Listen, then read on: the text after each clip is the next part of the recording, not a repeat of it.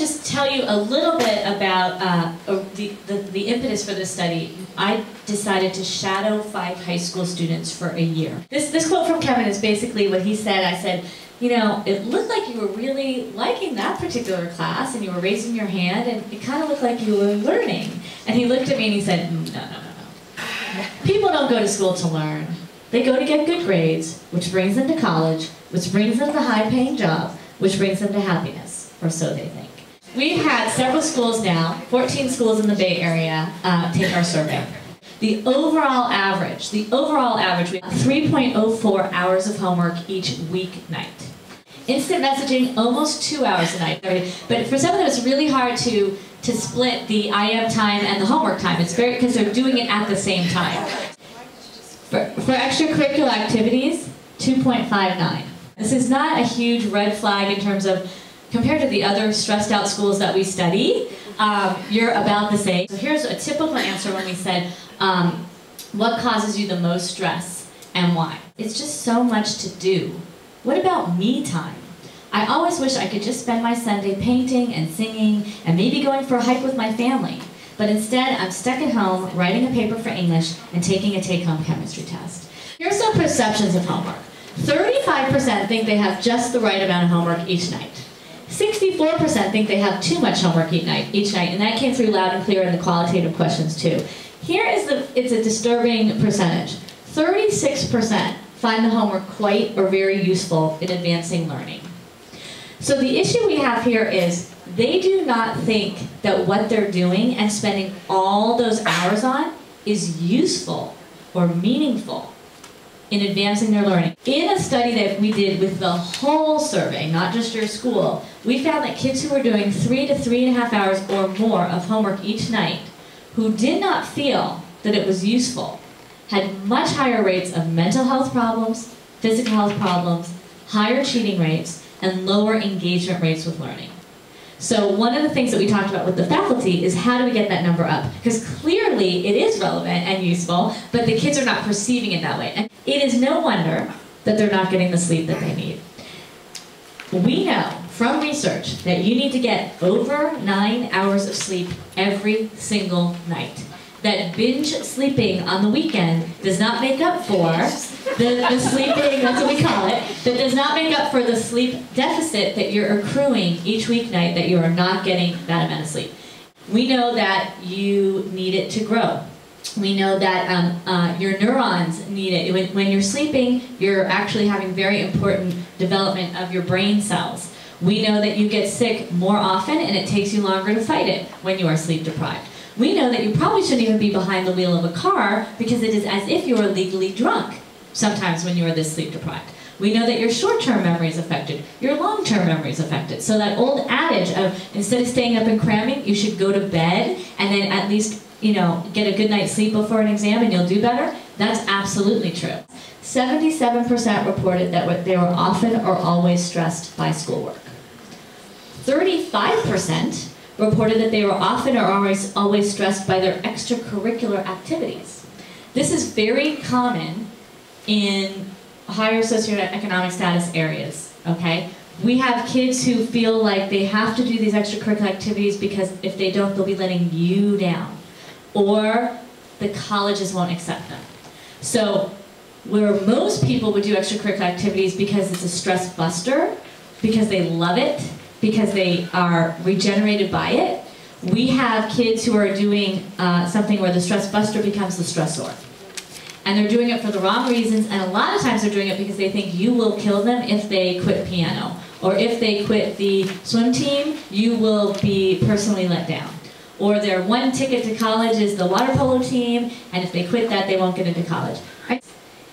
If the first thing you say when your kid walks in the door is, how'd you do on the history test today?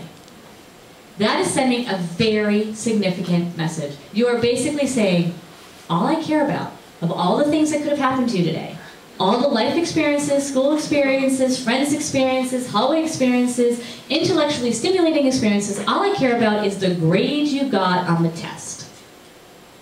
So how you start to talk about grades and test scores and SATs and college sends a very powerful message. So you need to actually say to them over and over again, we love you no matter what. Another kid, and this was here at Branson, told their teacher today, you know, I am trying as hard as I can in this class, and I'm getting a B. And I'm kind of proud of that B. But when I go home and I tell my parents I'm getting a B in the class, they are saying to me, you're not working hard enough. Work harder. So they think that you perceive effort and grades to be one and the same. And I can tell you, they're not. Not everybody can work hard, and get an A. What do grades mean? What does success mean? What is the end goal here?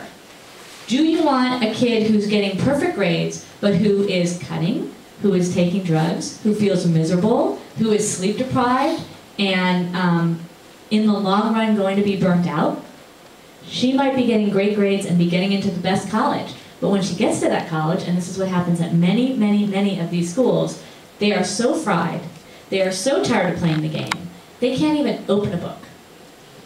We see kids self-medicating in this population 2 to 3 times more likely to self-medicate with alcohol and drugs over stress than compared to urban Oakland populations. The #1 drug at many universities used to be asthma medication of their incoming freshmen. It is now Prozac. In the long run, it doesn't matter where you go to undergraduate college. I know you don't believe me. I had Harry in here earlier confirming it. I said this to your kids. We talked about it. I gave them lots of examples. I can give you lots of examples. Honestly, they could go to community college. Don't freak out on me. They could go to community college, and they could be successful at community college, and they can transfer. And I'm going to tell you a very quick story about a kid. I said this to your students today. Sitting next to a guy at a party, asked me what I do. I tell him what I do. He said, oh, you'll like my story. I said, great, tell me your story. He said, I failed out of high school. Really? Interesting. He said, yep, I failed out of the all-boys Catholic high school. I ended up taking the high school equivalency exam, and then I went to community college. Failed out of community college. Failed out. Completely failed out. Dad was furious. He ended up having to work construction with his dad. Dad wasn't happy. He wasn't happy. He hated it. A couple years later, when he just couldn't take it any longer, he tried a different community college, and he met a chemistry professor who really turned him on to chemistry. And he discovered that he liked chemistry, and he kind of had a knack for it. He ended up transferring from the community college to UC Santa Barbara, majoring in chemistry, and he's now getting his PhD in chemistry at Stanford. Every parent of every kid in this room right now who ought to go to college will. They're going to turn out great, but your big homework is to love the child before you. Not the child you hope they're going to be, not their older sister, because this child is different from their older sister. Love the child before you with all of their foibles and all of their unique and wonderful talents, and your job is to help them be the most them that they can be. The most authentic person that they can be. There's also some things about this school that are built in that I should say that are really fabulous. The late start on Wednesdays. The fact that they have free periods throughout the week. The fact that they have narratives in addition to grades. The fact that they have this unique AP structure where you can opt in, where there's not this tracking.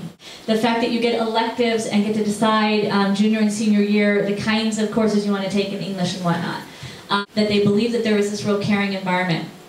There are so many things that we ask schools to do that Branson is already doing. And that's amazing.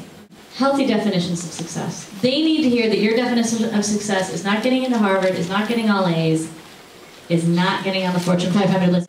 The closest thing we have to a magic bullet in school is teacher care. The closest thing we have to a magic bullet outside of school, family meal times. There's nothing magical about the dinner. That like poof, all of a sudden you don't do drugs, you don't get pregnant, you get good grades, and you get into good colleges. No. But it's the daily check-in. It's that we have a safe place where everybody is valued, everybody talks about their day, everybody checks in on a daily basis. If you want more ideas, go to our website, www.challengesuccess.org. We have a ton of research, we have a ton of parent tips on there, and we have a ton of links to other really great websites and resources. So we've done the homework for you so you don't have to.